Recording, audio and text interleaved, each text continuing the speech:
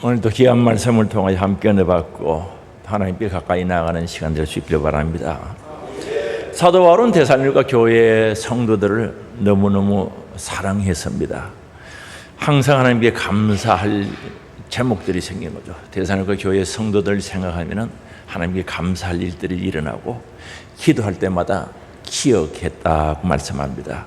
오늘 2절에 보면 우리가 너희 모두로 말미암아 항상 하나님께 감사하며 기도할 때 너희를 기억함은이라고 말씀합니다.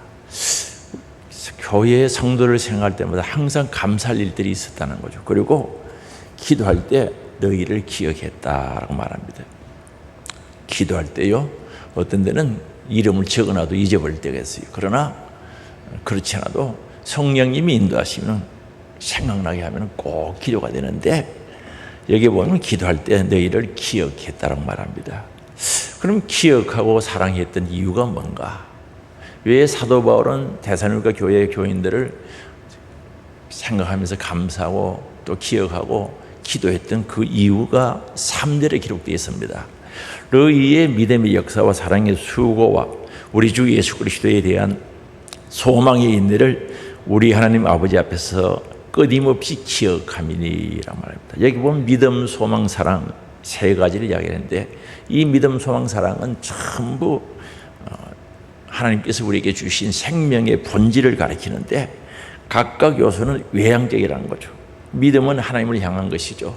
우리가 믿음이라고 했을 때 하나님을 향해서 가지는 믿음이죠. 그리고 사랑은 이웃에 대한 사랑이죠. 다른 사람들을 향한 것이고, 그 다음에 소망은 미래, 특히 우리 주 예수 그리스도의 영광스러운 재림, 강림을 향한 것이다. 소망은 주님을 향하는 것이다. 그래서 이 세 가지는 전부 다 외향적인 건데, 바로 데살로니가 교회에 있었던 이 믿음의 역사, 믿음의 역사는 믿음의 일, 믿음의 행위를 가리킵니다. 믿음으로 말미암은 행위, 믿음에서 비롯된 행위, 삶을 가리키는 거죠. 믿음은 하나님께서 온 인류를 구원하시고자 하는 하나님의 계획, 구원의 역사를 믿음으로 받아들인 그 믿음을 가리키는 거죠. 그리스도 안에 있는 구원의 역사를 받아들이는 것.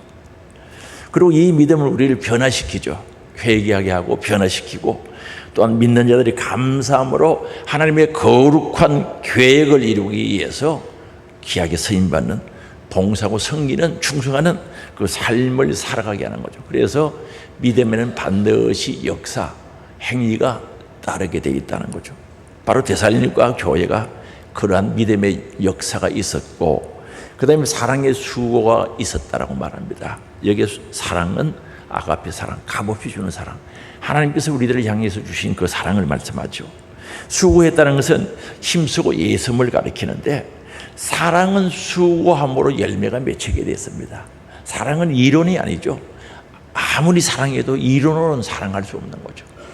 그래서 이론적인 사랑은요, 감정으로 끝나버리고 마는 거죠. 그래서 사랑에는 수고, 희생이 따르게 되어 있는데, 데살로니가 교회는 하나님의 큰 사랑을 받아서 사랑을 실천하는 교회, 사랑의 수고와 희생이 있는 교회였음을 말씀합니다. 그리고 이 소망에 대한 인내를 말씀하죠. 소망은 예수 그리스도에 대한 소망입니다. 우리 예수는 우리의 소망인 줄 믿어주시기 바랍니다. 우리의 희망인 줄 아시기 바랍니다. 이 인내란 것은 괴로움이나 어려움을 잘 참고 견디는 것을 가리켜서 인내라고 하죠. 외부로부터는 핍박과 환난과 고난 가운데서도 정말 재림하실 때, 우리 예수님이 강림하실 때 빛난 멸관을 주실 것을 소망하고 살았기 때문에 그들은 인내할 수 있는 거죠. 오늘 우리에게 하늘의 소망, 영원한 소망이기 때문에 참고 견디고 인내하면서 신앙생활하는 겁니다. 바로 데살로니가 교회에 이 세 가지가 있었던 거죠. 너무 귀한 거죠. 그리고 온 지역의 본이 되었다 말씀합니다. 우리는 신앙생활 평범하게, 쉽게 말씀드리면 보통으로 신앙생활 하는 것도 쉽지 않죠. 여러분 신앙생활이 어떻습니까? 한 보통쯤 된다고 생각합니까? 평범하게 신앙생활 하는 것도 쉽지 않은데, 데살로니가 교회 성도들은 신앙생활 하면서 본이 되었다라고 말합니다. 오늘 7절 말씀에 보면은, 그러므로 너희가 마게도냐와 아가야에 있는 모든 믿는 자의 본이 되었느니라 말합니다. 마게도냐는요, 그 수도가 데살로니가죠. 그리고 아가야는 그 수도가 고린도입니다. 우리 고린도 데살로니가 많이 들어본 이름이죠. 데살로니가 또는 고린도 그 온 지역에 믿는 자들에게 본이 되는 모범이 되는 그런 교회였음을 말씀합니다. 그리고 8절에도 말씀하죠. 주의 말씀이 너희에게로부터 마게도냐와 아가야에만 들릴 뿐만 아니라 하나님을 향하는 너희 믿음의 소문이 각처에 퍼졌다는 거죠. 각처에 믿음의 소문이 퍼져나갔다는 거죠. 그래서 우리는 아무 말도 할 것이 없노라.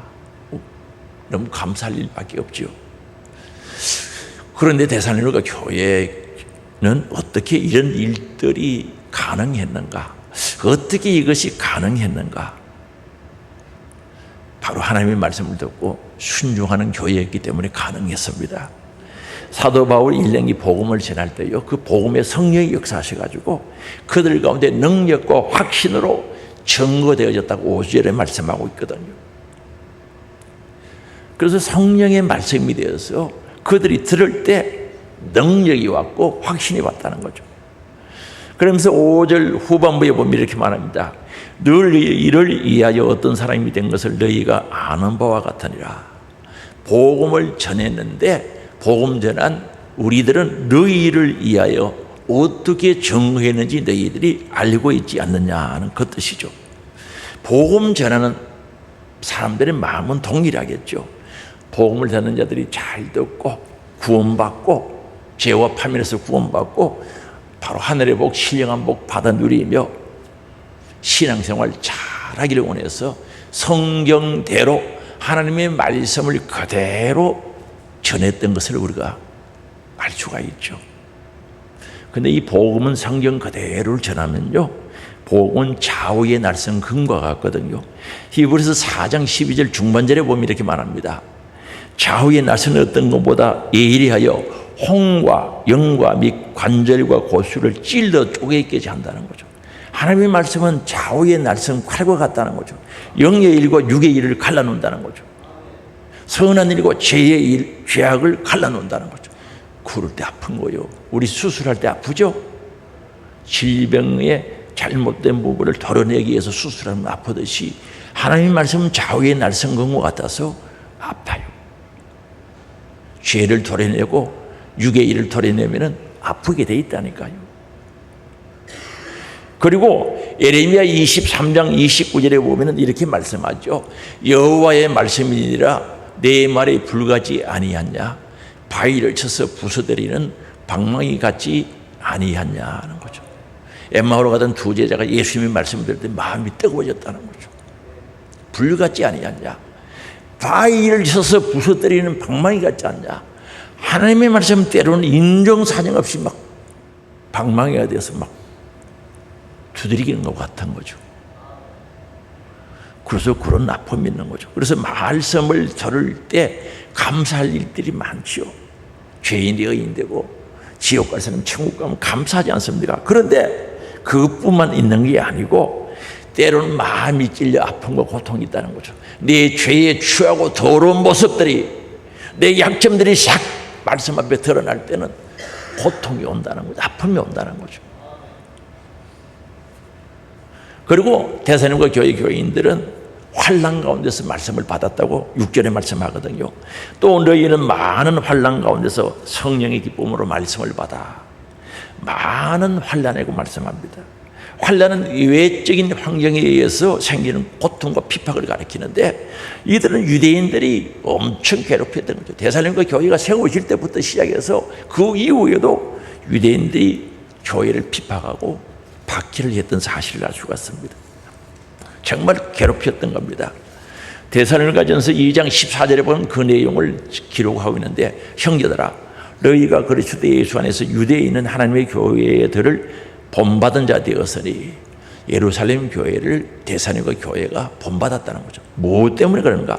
그들이 유대인들에게 고난받은 것 같이, 예루살렘 교회가 유대인들에게 고난받은 것 같이 너희도 너희 동족에게서 동일한 고난을 받았다는 거죠. 유대인들이 그들을 괴롭히고요, 핍박하고요, 고난을 안겨준 거죠. 다시 말하면 유대인들로부터 많은 박해를 받았다는 것 아니겠습니까? 그러나 데살로니가 성도들은 그 말씀을 받을 때 성령님이 주시는 기쁨으로 받았다는 거죠.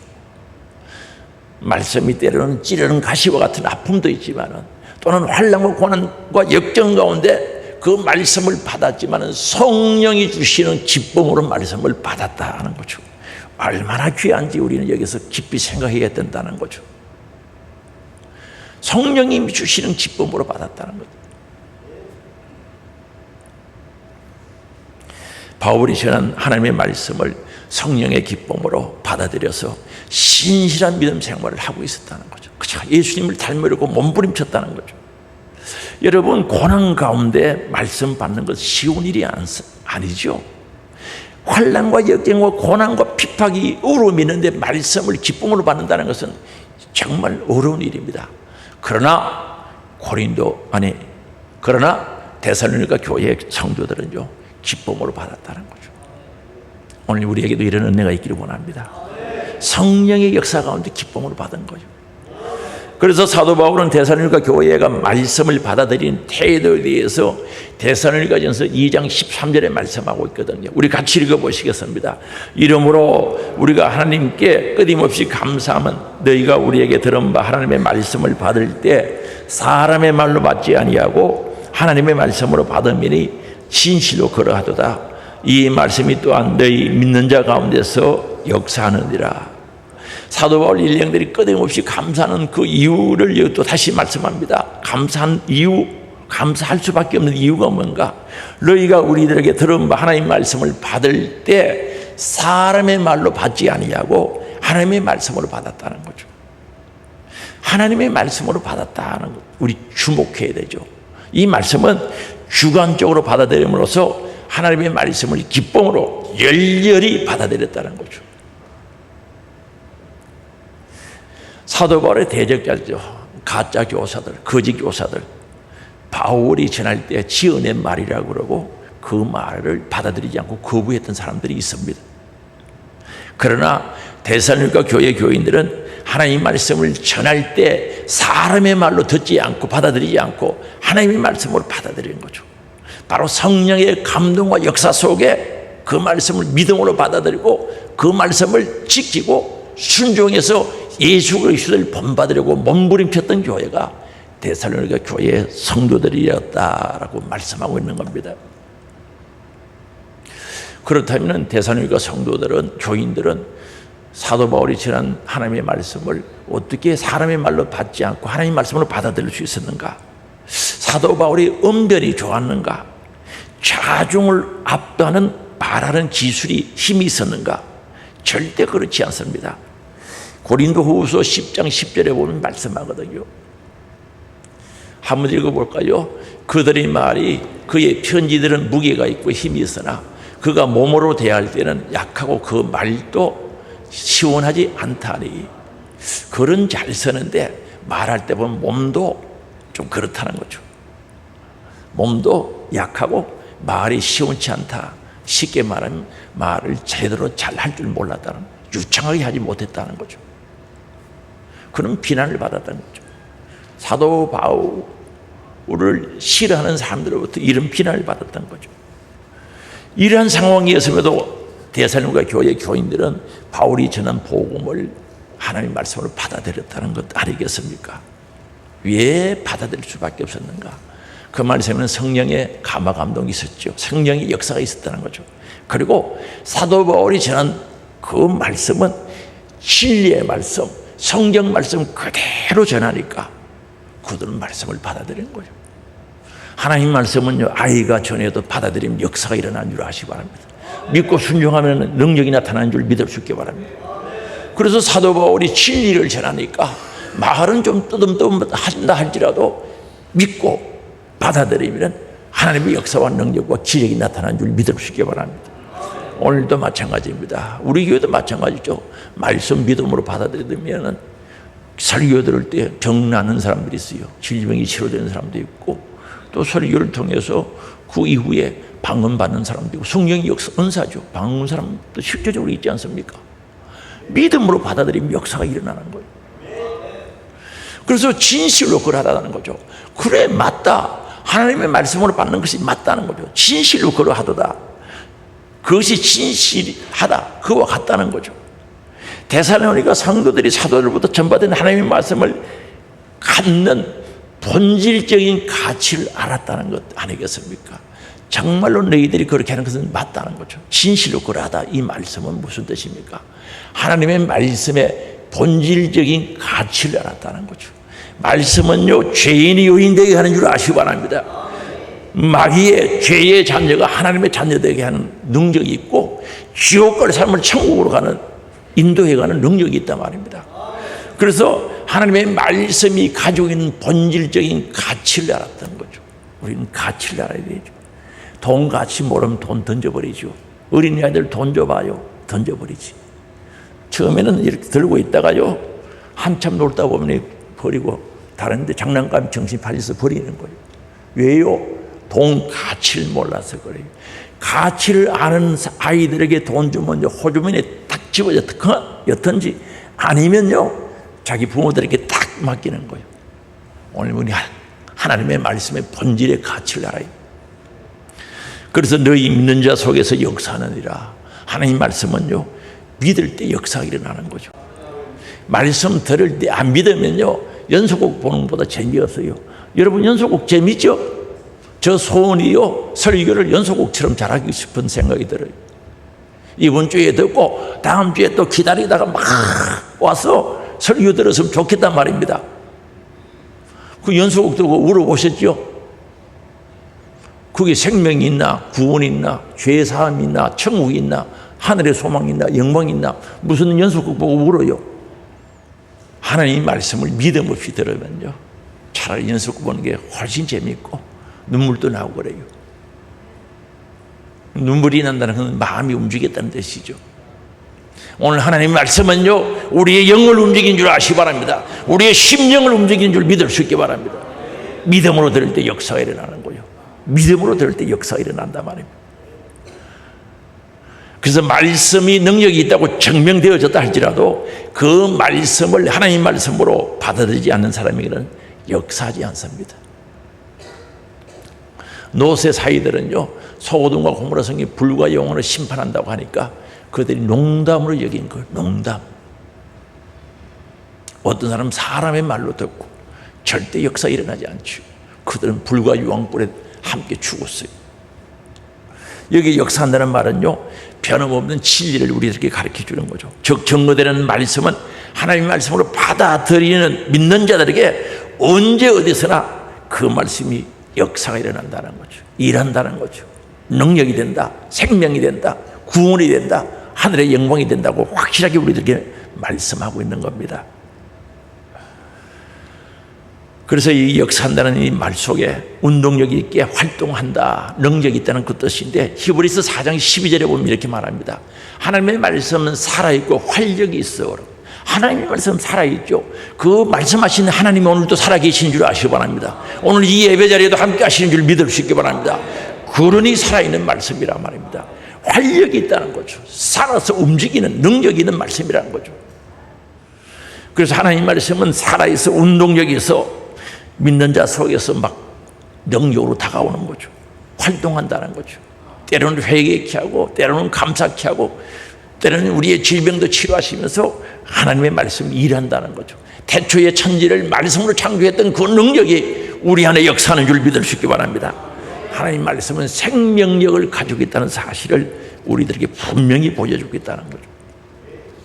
그래서 하나님 말씀을 받아들인 자들은 심령의 역사와 기적이 일어납니다. 성령의 역사 가운데 기적이 일어나는데 자신의 죄된 실체를 깨닫게 되는 거죠. 가장 기본이죠. 하나님 말씀이 나에게 딱 와서 믿음으로 받아들이고 순종하게 되면 내 죄된 모습이 드러난다는 거죠. 아, 나는 죄인이구나. 죄의 샷은 사망이구나. 이러다가 나는 지옥 가겠구나. 그게 깨달아진다는 거죠. 그리고 그로 인해서 이제 회개하게 됩니다. 야, 죄값은 사망 지옥인데 예수 피공로에 의해서 철저히 회개하고 죄악된 생각과 본성을 던져버리고 우리 예수님이 주시는 새 마음, 주님의 마음을 가지게 되는 거죠. 그래서 이제는 내가 주를 위해서 새로운 삶을 살겠다. 하나님께로 향하도록 방향을 바꿔놓는 능력이 있는 거죠. 그게 복음이고 말씀이죠. 사랑하는 성도 여러분, 여러분들은 하나님 말씀 들을 때 어떻게 듣고 있어요? 우리는 말씀 들을 때요, 잘 들어야 돼요. 믿고 순종하려고 들어야 된다는 거죠. 목적이 분명해야 된다는 거죠. 왜 귀한 시간에 와서 말씀 들을 때 어떻게 듣고 있느냐? 믿고 순종하려고 들어야지. 그래야 그 말씀 역사가 일어나는 거죠. 오늘 말씀 들을 때 믿음으로 듣고 순종하려고 들어서 순종만 한다면 하나님의 역사와 능력과 기적이 나타나는 줄 믿을 수 있기 바랍니다. 데살로니가 교회 성도들은 말씀을 그렇게 들었던 거죠. 하나님 말씀을 듣고 믿음으로 들어서 그 말씀이 그들의 삶 속에 역사와 능력과 기적이 되었기 때문에 믿음의 역사와 사랑의 수고와 소망의 인내를 가지고 살아갔던 것을 알 수가 있습니다. 그리고 그들에게는 두 번째로 우리들에게 전해 주는 게 뭔가, 하나님의 말씀을 듣고 들은 대로 확실하게 회개했다는 거죠. 하나님의 말씀을 받아서 그대로 회개하는 삶을 살아갔던 것을 알 수가 있습니다. 데살로니가 교회 성도들은 말씀을 듣고 말씀을 듣는 대로 순종하고 회개했다는 것 아니겠습니까? 오늘 우리 신앙생활은요, 회개 없는 신실한 신앙생활은 있을 수가 없습니다. 회개 없는 참된 신앙생활이 될 수가 없습니다. 불가능합니다. 오늘 9절에서 10절에 보면, 오늘 본문 9절에서 10절에 보면 그들은 말씀을 듣고 회개하고 새로운 삶을 살아갔단 말입니다. 그래서 오늘 9절 말씀이 이렇게 말씀하고 있습니다. 너희가 어떻게 우상을 버리고 하나님께로 돌아왔어? 그들은 말씀 듣고 우상을 버렸다는 거죠. 그 당시 데살로니가 교회 교인들이 살고 있는 그 지역은 여러 신을 동시에 섬기는 다신교 사상을 가지고 있었던 거죠. 인도의 선교사들이 갔다 와서 하는 얘기가 뭡니까? 인도는 다 신을 섬기거든요. 그래서 우리 기독교 복음을 전하면 많은 신 중에 한 신을 받아들여 버렸다. 그러니까 전도가 어려운 거예요. 바로 데살로니가 지역에 살던 모든 사람들도 다 신주의자들이죠. 여러 신을 섬기고 있었다는 거죠. 그래서 정말 신앙생활, 하나님의 살아계심을 받아들이는 게 쉽지 않은데 그들은 이 우상을 버렸다는 거죠. 그럼 오늘날 우리도 우상을 버려야 돼요. 하나님을 섬기고 신앙생활 제대로 하려고 하면 우상 버려야 되는데, 오늘날 교회 오는 사람들이 뭐 우상 앞에, 뭐 고목나무 앞에 절하는 사람 잘 없겠죠. 그러나 오늘 우리 마음속에 우상이 있다는 거죠. 우상이 뭔가? 하나님보다 절대 가치를 두는 것, 우상이에요. 하나님보다 더 가치 있다고 생각하고 가치 있게 대하는 것이 우상이란 말입니다. 다시 말하면 하나님보다 더 사랑하고 하나님보다 더 좋아하는 것, 그게 우상이란 말입니다. 한번 물어볼게요. 여러분은 하나님보다 더 사랑하고 좋아하는 게 있어요? 있다면 그게 우상이라니까. 취미생활이라 할지라도 하나님보다 더 사랑하고 더 가치를 두면은, 절대 가치를 두는 것은 그게 우상이란 말입니다. 그래서 골로새서 3장 5절에 보면 탐심은 우상이라고 말씀합니다. 골로새서 3장 5절에 보면 그러므로 땅에 있는 지치를 죽이라. 곧 음란과 부정과 사욕과 악한 정욕과 탐심이니 탐심은 우상 숭배니라 하는 거죠. 탐심은 지나친 욕심이죠. 만족할 줄 모르는 욕심.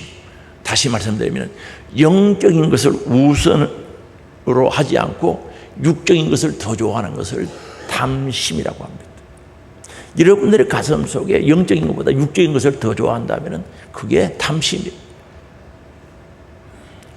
누가복음 12장 15절에 보면 이렇게 말합니다. 그들에게 이르시되 상가 모든 탐심을 물리치라. 사람의 생명이 그 소유에 넉넉한데 있지 아니하니라고 말씀하고 있습니다. 이 어리석은 부자죠. 대풍 맞이해서 창고들을 생각을 했는데 하나님께 대한 감사가 없었죠. 분명히 말씀합니다. 탐심 물리쳐라는 거죠. 생명이 그 소유가 많고 적음이 있는 것이 아니라는 거죠. 분명히 말씀합니다.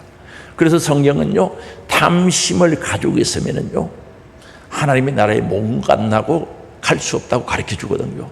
고린도전서 6장 10절이죠. 같이 읽어보시겠습니다. 도적이나 탐욕을 부리는 자라, 술 취하는 자라, 모욕하는 자라, 속에 빼앗는 자들은 하나님의 나라를 유업으로 받지 못하리라. 도적도 탐심 때문에 하는 거예요. 탐욕, 탐심을 가리키는 거죠. 이런 사람은 하나님 나라를 유업으로 못 받는데요. 그리고 디모데전서 6장 10절에 보면요, 돈은요 일만하게 뿌리가 된다고 말씀합니다. 이것도 같이 읽어보시겠습니다. 돈을 사랑함이 일만하게 뿌리가 되나니 이것을 탐내는 자들은 미혹을 받아 믿음에서 떠나 많은 근심으로써 자기를 찔도다. 자기가 자기를 찌르게 되는 거죠. 그리고 요한복음 8장 44절에 보면 탐심을 가진 자는 마귀가 역사할 수밖에 없는 거죠. 그래서 요한복음 8장 44절의 내용이 우리 가운데 욕심이 가득한 사람, 아직도 거짓말한 사람은 그 예비가 마귀라고 이야기하고 있거든요. 욕심이 가득하다, 거짓말한다, 그 예비가 하나님 아버지가 아니고 마귀라고 그러거든요. 같이 읽어보시겠습니다. 너희는 너희 아비 마귀에게서 났으니 너희 아비의 욕심대로 너희도 행하고자 하느니라. 그는 처음부터 살인한 자요 진리가 그 속에 없으므로 진리에 서지 못하고 거짓을 말할 때마다 제 것으로 말하니 이는 그가 거짓말쟁이요 거짓의 아비가 되었습니다. 오늘 우리 우상 탐심 버리기를 원합니다. 탐심 버려야 돼요. 그리고 하나님의 말씀을 거역하는 것이 우상 숭배라고 말씀합니다. 사무엘상 15장 23절에 보면 이는 거역하는 것은, 하나님의 말씀을 거역하는 것은 점치는 죄와 같다는 거죠. 점치는 건 여러분 아시죠? 우상 숭배와 똑같습니다. 구약 성경의 신명기에 보면요, 점치는 사람은 돌로 추적이라 그랬어요. 점치는 죄. 거역이라는 게 뭡니까? 막을 걷자, 거스를 역자, 하나님의 말씀을 거역하는 거죠. 거스르는 거죠. 왼쪽으로 가라면 오른쪽으로 가고, 오라고 하면 가고, 말씀 거역하는 거. 점치는 죄와 같다는 거죠. 오늘 우리 말씀을 거역하는 것이 이런 엄청난 죄라는 것을 알고 살아갑니까? 그리고 완고한 것은 사신 우상에게 절하는 죄와 같음이라 말씀합니다. 오늘 사무엘상 15장 23절 이는 거역하는 것은 점치는 죄와 같고 완고한 것은 사신 우상에게 절하는 죄와 같다고 말합니다. 완고한 것은요 고집이 세다는 뜻이죠. 완고할 자 구들 곧자 융통성이 없고 고집이 센 거 황소고집이라 그러죠. 또 좀 뭐 그렇습니다만은 똥고집이라고도 이야기합니다. 제가 그 단어에 의해서 깊이 생각을 하니까 아하, 사람이 고집을 계속 피우면은, 고집을 부리면은 냄새가 나는 게 사실이죠. 악취가 나죠. 더러운 냄새가 나는 거죠. 그래서 똥고집이라고 그런 줄로 저는 그렇게 알고 있어요. 그리고 사신의 우상이라는 것은 사악한 우상을 섬기는 일을 가리키는 거죠. 간사할 사자 귀신시자, 시신에게 절하는 죄와 같다는 거죠. 우상을 숭배하는 죄와 같다는 거죠. 그래서 성경 우리가 가지고 있는 개혁판이죠. 개정판과 개혁 한글에서는 사신 우상에게 절하는 것과 같다고 그랬고요. 공동 번역은 이렇게 이야기합니다. 그분께 대해되는 것은 우상을 이하는 것만큼이나 죄가 된다. 그분께 대해되는, 하나님께 대해되는 것은 우상을 이해하는 것만큼이나 죄가 된다는 거죠. 그 다음에 세 번역이죠. 같이 읽어봅시다. 고집을 부르는 것은 우상을 섬기는 죄와 같습니다. 그 다음에 현대인의 성경입니다. 같이 읽어봅니다. 완고한 고집은 우상 숭배와 다를 바가 없기 때문입니다. 오늘 하나님 말씀을 거역하고 하나님 말씀을 고집 뻑뻑 피우면서 불순종하는 것은 이고 우상 숭배 죄와 같다는 거죠. 그럼 왜 고집 센 게 거역하는 게 죄가 됩니까? 우상 숭배 죄가 됩니까? 내가 하나님보다 높아서 그래요. 오늘 우리는 피조물입니다. 하나님 창조주입니다. 창조주 하나님의 명령을 피조물이 거역하는 것은 내가 하나님보다 높다고 생각하니까 그렇게 하는 거죠. 여러분 어린 자녀들이 부모님의 말씀 안 들으면 어떤 생각을 가집니까? 아이고 아이가 바로 크고 있네, 잘하고 있네, 그런 생각을 가집니까? 뭔가 잘못됐다고 생각합니까? 잘못됐다고 생각하죠. 경험을 봐도 부모들이 훨씬 많은데, 아이들 입장에서는 그게 옳지, 자기들의 입장에서는 맞지, 그러나 어른들의 입장에서는 틀릴 때가 많다는 거죠. 오늘 우리는 하나님의 말씀을 거역하면 내가 하나님보다 높은 우상이 된다는, 내 자신이 우상이 된다는 사실을 알아야 돼요. 오늘 우리는 이 우상을 버려야 되는 줄 아시기 바랍니다. 확실하게 버리기를 주의 이름으로 축복합니다. 그리고 그들은 하나님께로 돌아왔다는 거죠. 그렇습니다. 우리는 하나님께 돌아오되 확실하게 돌아와야죠. 완전히 전환해야 된다는 거죠. 세상으로 가던 사람이 하나님께로, 죄악의 도시로 가던 자들이 하나님 품으로 돌아와야 되는, 확실하게 돌아와야 된다는 거죠. 마음을 고친다는 말이죠. 우리의 생각을 고친다. 그게 회개의 단어 중에 하나입니다. 그리고 오늘 말씀 속에 우리들에게 돌아왔다는 말이 회개의 단어 중에 사용되는 말씀인데, 이 두 단어가 가장 많이 사용되죠. 생각을 고친다, 마음을 고친다, 하나님께로 돌아온다는 거죠. 침당한 탕자가요, 확실히 아버지 품에 돌아온 줄 아시기 바랍니다. 바로 데살로니가 교회 교인들은 하나님께 돌아왔던 거죠. 그리고요, 하나님께 돌아와서 뭐 했습니까?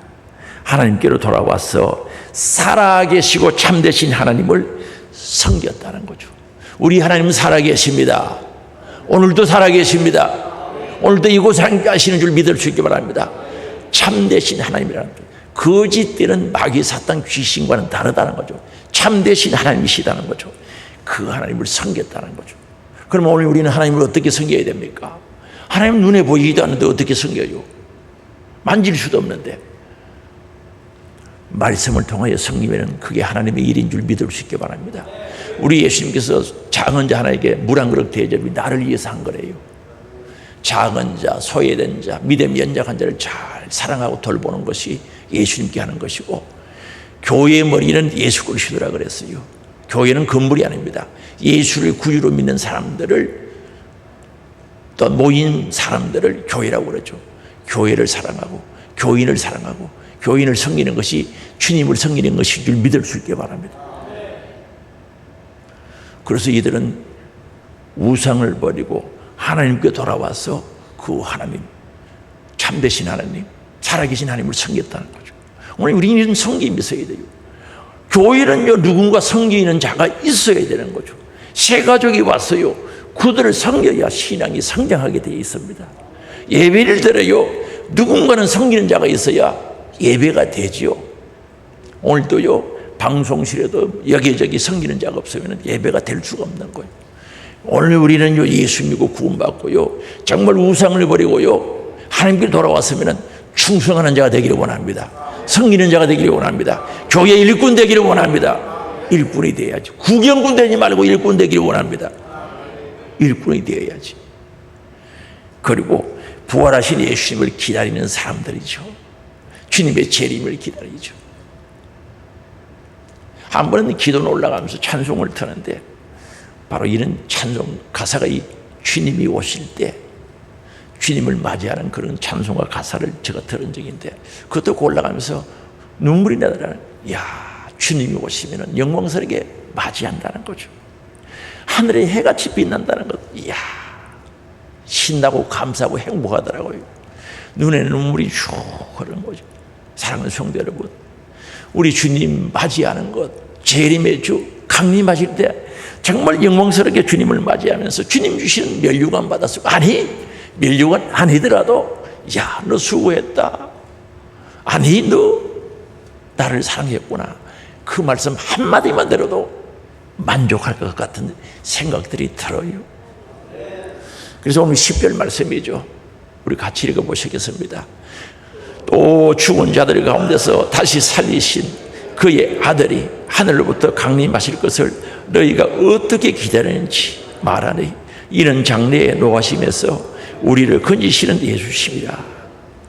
우리 예수님께서요, 십자가에 죽으시고 부활하시고 성천하셔서 성천하실 때 너희들이 본 그대로 다시 오겠다고 말씀하셨거든요. 기다린다는 것은 인내로서 기다린다는 것, 신뢰로서 기다린다는 뜻입니다. 준비하고 기다린다는 뜻이 여기 있거든요. 그렇습니다. 오늘 우리 주님 재림할 때 부끄러움 없이 만날 수 있도록 신랑 대신 예수님이 재림할 때 나는 거룩한 신부로 맞이할 수 있어야 된다는 거죠. 신부가 신랑을 맞이할 때 준비하지 않습니까? 오늘 우리 교회는요, 거룩한 신부된 교회가 되어야 됩니다. 우리나라가요, 얼마 전에 오래됐죠. 다민성교회 때문에 재림의 신앙, 재림의 사상이 많이 없어져 버렸죠. 그러나 주님은 재림하시고 반드시 그날이 온단 말입니다. 거룩한 신부 되어서 만날 수 있어야 되는 거죠. 그래서 데살로니가 전서 3장 13절에 말씀합니다. 같이 읽겠습니다. 너희 마음을 굳건하게 하시고 우리 주 예수께서 그의 모든 성도와 함께 강림 재림하실 때 하나님 우리 아버지 앞에서 거룩함에 흠이 없게 하시길 원하노라. 흠 없는 거룩한 신부가 되어서 신랑 되신 예수님을 맞이해야죠. 한번 생각해 보세요. 주님이 재림한다. 그 주님을 맞이한다. 천국에 간다. 영광스러운 것 아니겠어요? 바로 데살로니가 교회에 이런 믿음이 있었던 거죠. 오늘 우리에게도 이 믿음 가지기를 원합니다. 주님을 만날 소망 가지고 거룩하게 살아가야 된다는 거죠. 그래서 데살로니가 교회는 이런 면에서 믿는 자들에게 본이 된 교회죠. 앞에서 말씀드렸습니다만 평범하게 신앙생활 대충 또는 적당하게 아니 보통으로 하려고 해도 어렵고 힘드는데 데살로니가 교회 교인들은 본이 되었다는 거죠. 얼마나 영광스럽습니까? 근데 이 교회는 같은 교회가 아닌 것을 어떻게 알 수 있는가? 요한계시록 2장과 3장에 보면 7교회가 나와요. 소아시아의 7교회. 그게요, 편지 보낸 내용을 읽어보면요, 어떤 교회는 칭찬만 들었어요. 잘한다. 칭찬만 듣고, 어떤 교회는 꾸중만, 책망만 듣고, 어떤 교회는 칭찬도 듣고 꾸중을 들은 교회, 세 부류의 교회들이 있다는 거죠. 그 소아시아 7교회는요, 마지막 때 있을 교회 모습인 줄 아시기 바랍니다. 그러면 오늘 우리 하늘 소망교회가 어떻게 되어야 할 것인가? 답이 나오지 않습니까? 데살로니가 교회처럼 되어져야 되지 않겠어요? 본이 되는 신앙의 기준이 뭡니까? 그건 하나님의 말씀이죠. 본이 되고 좋은 소문이 각처에 퍼질 수밖에 없는 신앙생활의 기준은 하나님 말씀이 성경이란 말입니다. 그게 기준으로 삼아야 된다는 거죠. 그런데 어떤 사람은 신앙생활하면서 자기가 기준이에요. 다시 말하면 자기 생각으로 하는 거죠. 오고 싶으면 오고 가고 싶으면 가고 하기 싫으면 안 하고 하고 싶으면 하고 도대체 아이고 소리가 너무 크구나. 신앙생활의 기준이 뭐냐는 거지. 기준. 자기가 기준이 자기 기준. 이건 아니다는 말입니다. 성경에 아무리 봐도 너 신앙생활 네 기준대로 너 기분대로 하라는 말은 없어요. 오늘 우리 마음속에 한쪽 구석에 내 마음대로 하고 싶은 그거 있으면 버려야 돼, 가져야 돼. 어디 갖다 버릴 거예요? 쓰레기통에 갖다 버려요. 이거 버려요. 버려야 역사가 일어납니다. 버려야 되는 거.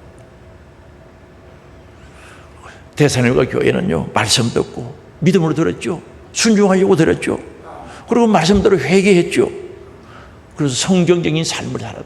성경과 일치되는 삶을 살려고 예를 썼던 거죠. 오늘 우리 하늘소망교회도요, 데살로니가 교회처럼 동일한 같은 길을 가면 좋겠습니다. 소원이에요, 소원. 데살로니가 교회처럼 우리도 그 길 갔으면 좋겠어요. 우리 하늘소망 가족들이요, 정말 믿음의 손, 사랑의 손, 성령이 하나 되게 하신 뜻을 따라 탁 잡고 데살로니가 교회가 갔던 그 길을 가면 행복하겠어요. 소망이 있고요, 좋겠어요.